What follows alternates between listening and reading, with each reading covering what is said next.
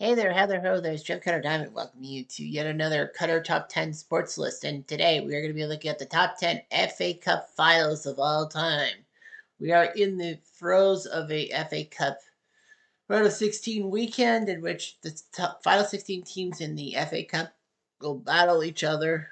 This is the most prestigious knockout tournament in the world, as many English league clubs try to qualify for a small tournament, and then 128 teams go battling tooth and nail, and through all the tiers and all that, and it culminates with the final at Wembley, which is like a high end affair.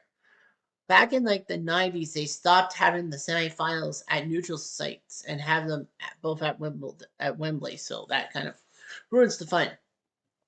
But nevertheless, we are going to be doing some matches, and we will be talking about the top 10 FA Cup finals of all time. Of course, everything you see is at Wembley, except for one. There's actually one that did not take place, or did it take place at Wembley? Yeah, it took place at Wembley. So, yeah, all 10 of these things happened at Wembley. Number 10 is Portsmouth Cardiff 2008. 2008 was known for having two unknown stars in the final. Portsmouth and Cardiff City. Cardiff coming from Wales and Portsmouth coming from somewhere else, southern England. But yeah, Portsmouth and Cardiff would be fighting tooth and nail. Portsmouth were trying to win their first trophy in 69 years. I'm not making that up. And would take on Cardiff. Yeah, it was weird to see two very low end teams face each other in the FA Cup, where people like Arsenal, Liverpool, Chelsea, and Man U, of course, as I'm rocking the Man U shirt, weren't in, but Portsmouth did the job. It was a closely fought final, and they won it. Nicely done. Number 9 is the 1990 FA Cup final between Man U and Crystal Palace. This was actually the last time the FA Cup would end on a replay. Now, back in the day, before the 90s, it was common for tournaments to have a final, and if it ends up tied after regular time and extra time, it would go to a replay, like they will do the game all over again. This is, I believe, the last time the replay was needed for the FA Cup final. As it was a few years later, they decided to go with penalties. Anyhow, Man U would take on Crystal Palace. This was the big one. Of course, Man U. What am I thinking? Of course, I'm thinking that one too. Nevertheless, in one of the two Manchester United spots, they would take on Crystal Palace and Steve Bruce. Well, Man U won the game, tied the game 3-3.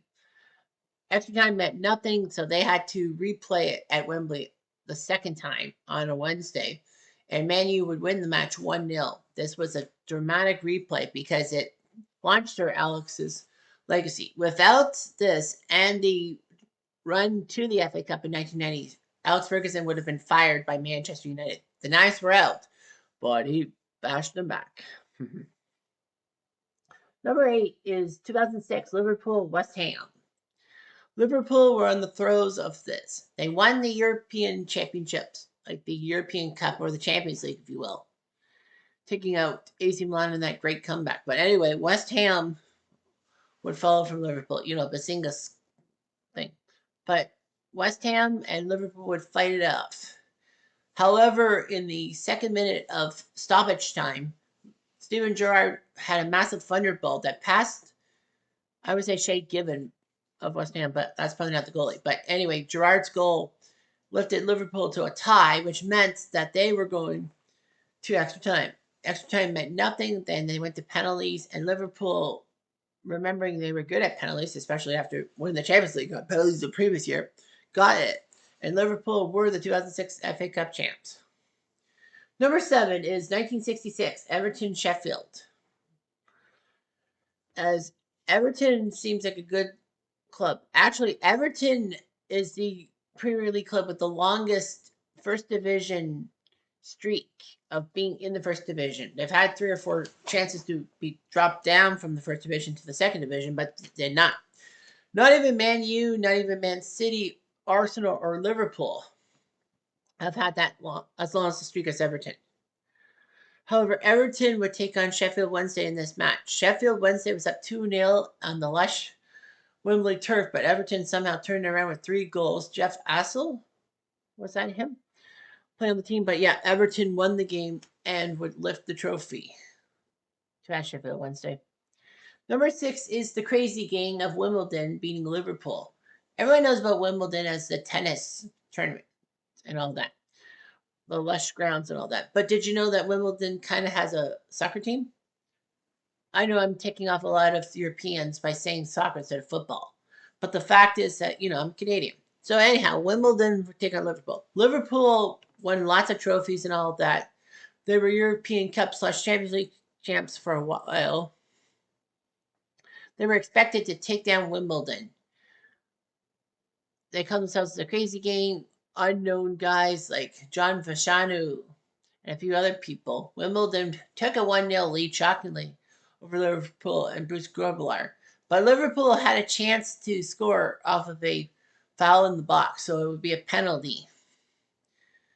And Liverpool thought they could tie the game, but Dave Bessett, the Wimbledon goalie, made a massive save. The first time an FA Cup penalty was saved in open play. And it was a massive shock as Wimbledon won 1-0 and proved they were good at England and all that. Wimbledon has had a few first division runs, but not too much. Number 5 is Wigan Man City from 2013. This was a pretty good final and all that. Man City finally getting out of the shadows of Man Red, that's United, thanks to Aguero's Premier League winning goal in the final day. Man City knew they had to do something special. So they went to the FA Cup. They faced Wigan, who were close to being relegated from the first division to the second division. But then Ben Watson. I said Ben Thatcher in my previous video. Sorry, it's Ben Watson. It's the guy with the massive header that went over the Man City goalie, Joe Hart, and into the net as Wigan beat Man City, winning their first major trophy as a franchise, or a club, if you will. But unfortunately, they didn't succeed to stay in the first division. But it doesn't matter. I mean, Wigan's FA Cup can't be taken away, after all. They beat Man City, and it was massive. The billionaires were taken out by the small gang. Number 4 is what they call the 5-minute final between Arsenal and Man U. The last of the Man U ones on this list is 1979. It was huge and all that.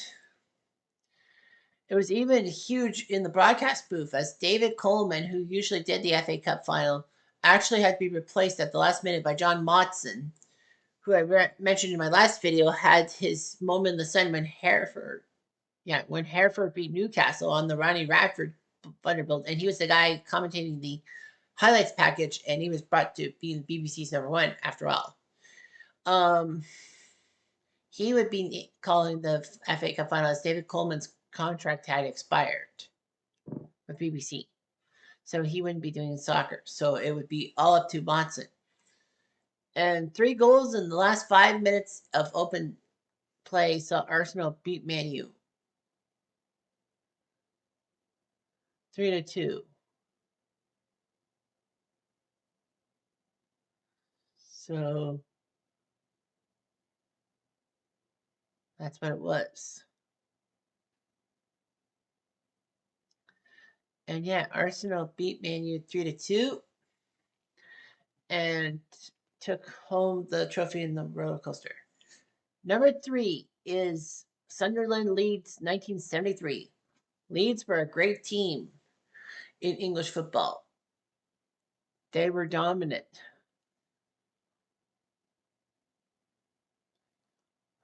Leeds doing the job. They were the powerhouse. Sunderland, the second division.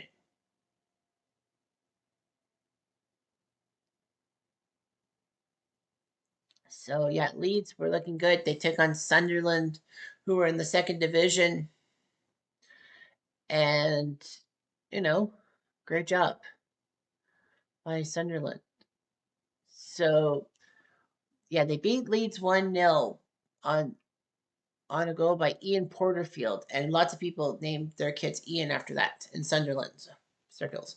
But what's even more impressive was the Jim Montgomery, not the hockey player, but the soccer goalie, making a double save as Leeds had golden opportunities at the one end in the second half, and somehow Montgomery made a sprawling save, and then had enough time off of a Leeds mishit to make another airborne save.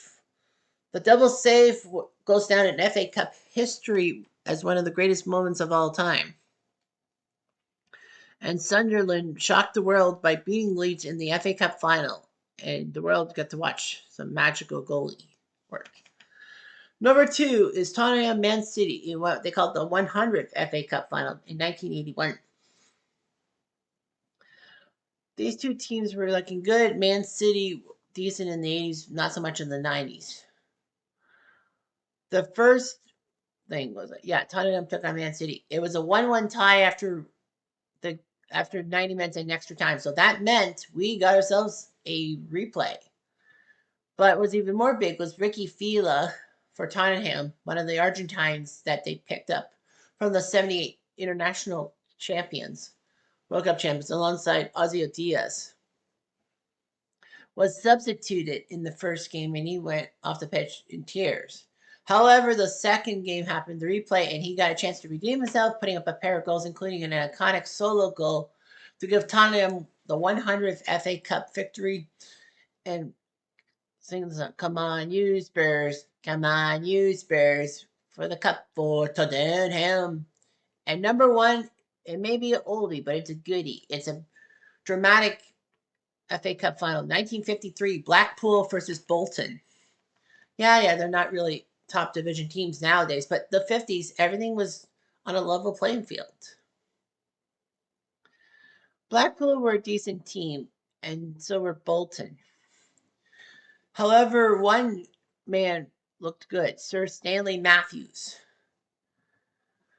He took the ball upon himself to help Blackpool try to take out Bolton in the FA Cup final, which they did, and, his name will always go in lights. I mean, he played till he was 50 years old in the first place.